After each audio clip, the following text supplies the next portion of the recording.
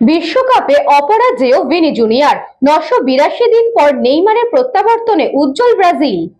ভোর 5:30টা নাগাদ যখন ব্রাজিল বনাম স্কটল্যান্ড ম্যাচটা শেষ হলো, নিজেই নিজেকে প্রশ্ন করলাম, এই ম্যাচটা দেখার কি খুব প্রয়োজন ছিল?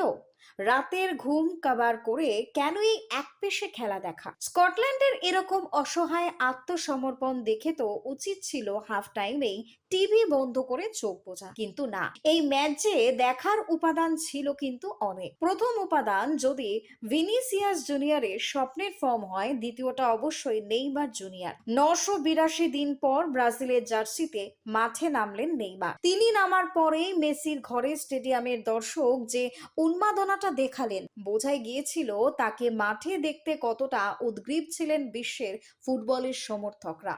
না হলে এই খেলায় কিছুই ছিল না। অবশ্য অতীতেও ব্রাজিলের বিরুদ্ধে মুখোমুখি হয়েছিল স্কটল্যান্ড।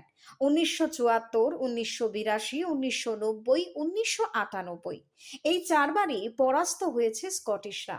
তবে একটি ম্যাচই ড্র ১৯৭৪-এ হয়েছিল যেটি। কিন্তু এদিনের ম্যাচে কোনো প্রতিরোধী গড়ে তুলতে পারেনি স্কটল্যান্ড। শুরু থেকে ম্যাচ চলে যায় ব্রাজিলের দখলে। ৭ মিনিটে স্কট ম্যাককিনার ভুলে ব্রাজিলকে ১-০ এগিয়ে দেন ভিনিসিয়াস জুনিয়র। ২১ মিনিটে আবারও ভিনি গোল করলেও ভার দেখে রেফারি ফাউলের সিদ্ধান্ত দেন এবং গোলটি বাতিল করেন।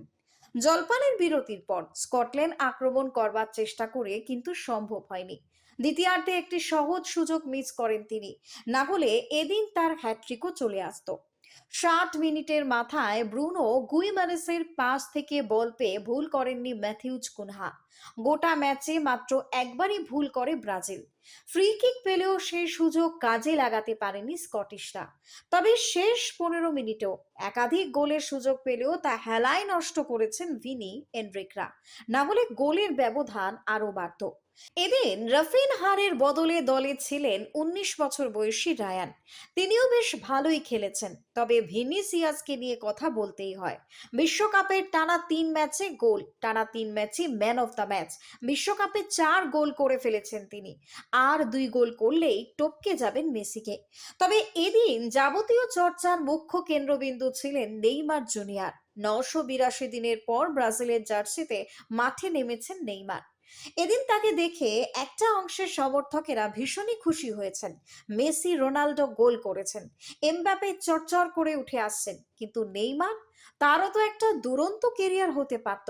কিন্তু চোটই খেয়ে নিল তার কেরিয়ার। নেইমারের স্কিল দেখা থেকে বঞ্চিত হলো একটা গোটা গোলার্ধের মানুষ।